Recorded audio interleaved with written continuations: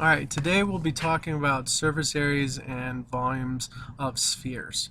Okay, first off, let's just cut to the chase. Here's the actual formulas. The surface area, there is no lateral area because surface area is equal to lateral area on a sphere. There is no base to work with it. A sphere is a figure made up of a center point, okay, and it is every point around on the surface of the sphere is equidistant from the center as it is from another point. Okay, all right, so the center of the sphere is definitely there.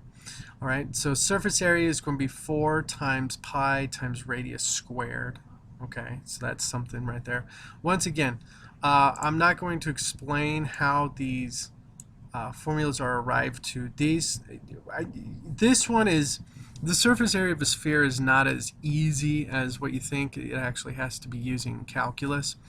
And same thing with the volume. I remember the first time in Calculus 3 where I worked on the problem where you do find the volume of a sphere, and I said, oh my goodness, that's a volume of a sphere, and I felt so enabled to just be going, yes, that's how I conquer geometry.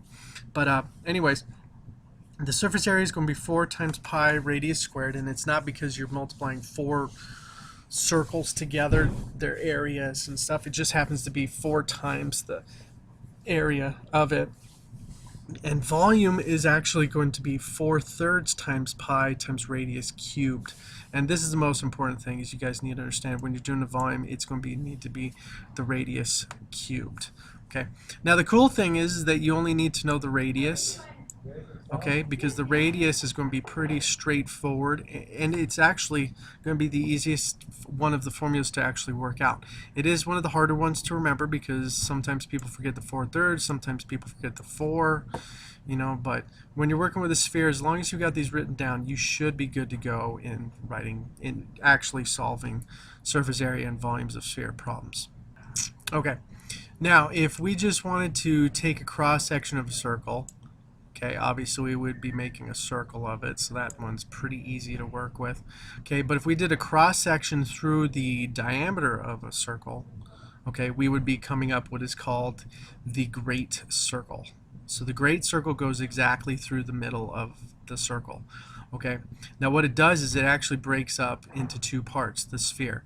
It breaks it up into a northern hemisphere and a southern hemisphere. Okay, now a lot of people actually would say, oh, that's just like Earth and stuff, and it is kind of, except they found out that the Earth is more of a spheroid. It's a little bit larger in the middle, so its great circle around the equator is a little bit bigger than if you did the great circle around, you know, the North and South poles. So something like this. Ugh, that is not the best great circle I could have drawn in the world, but you get the idea. I'm going to erase that because I'm embarrassed by it. That's disturbing. Okay, let's get rid of that. Boom. Okay, now it looks a lot more prettier. Okay, so when you're working with this stuff, please understand that even though we're talking about circumference of a sphere, there is no circumference around here. The only circumference that happens is around the great circle. Okay, so if you're talking about circumference of the sphere, you're talking about the great circle. Okay, now diameter is obviously just going to be your 2 radiuses put together from edge to edge, but diameter actually needs to go in the opposite direction of one of the other radii. Okay, all right, for it to actually happen. Okay, that is pretty much it for dealing with spheres. It's actually really cool stuff. You guys have a wonderful day. Bye.